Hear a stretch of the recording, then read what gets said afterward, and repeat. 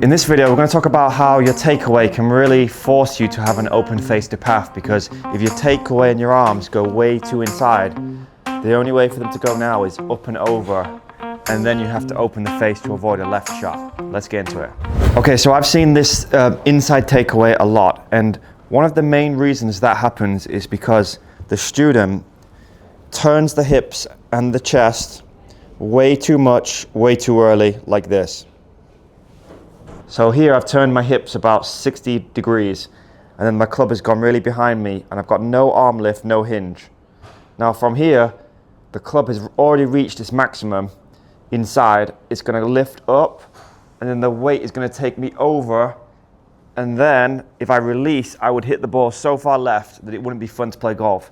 So I'm not going to do that, so I would open the face, and I would have a non-releasing, hold-off chicken wing kind of look to my swing. That would look like this. So 70-degree turn, lift up. Oh God, it's so hard to play. Don't know how anybody does that. 70-degree turn, raise. Now it's very difficult to get any power because your sequence is going to be all messed up, because when you throw over, your upper body's going to take over and you're going to have no chance to get the sequence from the ground.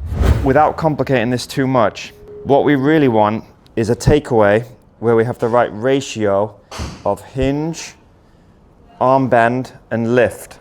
So the arms are going to lift slightly in the backswing, and the hips are going to turn.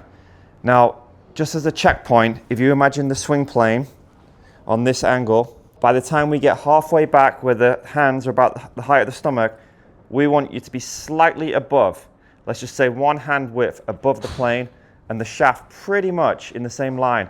It can be more steep, or it can be in the same line parallel to that swing plane. I wouldn't want to see this go really under, because now you've got nowhere else to go.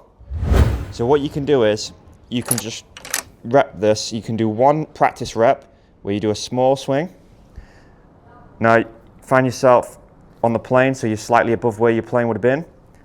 You'll find that when you do that, your hips don't turn as much. What we're looking for about halfway back is probably around 15 degrees hip turn. Let's just say less hip turn.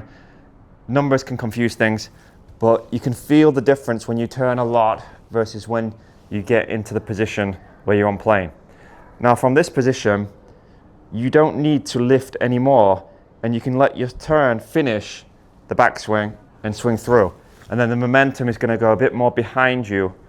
And now you've got the free rein to release the club and not worry about pulling the ball.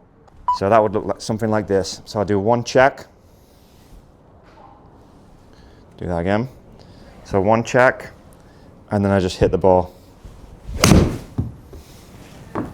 The swing is like a puzzle. Everything affects everything. So if you think about the beginning of your swing, it affects the end of the swing. If you think about the end of the swing, it affects the beginning of the swing. It's just one system. Because the person who went really inside with a takeaway raises up and comes over, they're trying to avoid the pull shot. They will have a release which holds the face off to avoid going left. So now you've fixed your takeaway, you've got to fix the next piece of the puzzle, which is the release. Because if you don't, you're going to hit the ball more right, because you're a bit more inside than before. An inside move hits the ball right, unless the face is square. And if you go over it, you pull the ball unless the face is open. So now you're not avoiding the pull. We need to learn how to release the face properly. So the person who is holding off is actually rotating the forearms to the right. So what I want you to do is, I want you to hinge the wrist. I want you to turn the forearms 90 degrees, so it's on your target line, and then do a little finish. What you'll see is my left hand is below my right hand because I've released the club. If I don't release the club, it's going to look more like this. So I'm going to end up buckling my arm, and my left hand is above. This is holding off the face, and then this is releasing the face.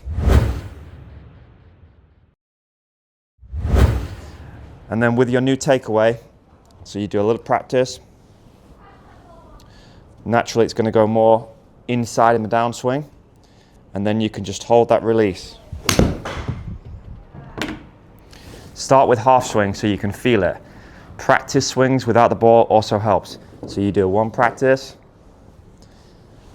release, stop and check. If you still can't feel it, go back to the drill, hinge, twist, release, hold. Feel that, copy it. I'm just thinking about the finish now. And then gradually increase the speed. So start slow, increase the speed until you can start hitting nice straight shots and get rid of that cutty slice that you had before. All right, hope that helps. Good luck, see you in the next one.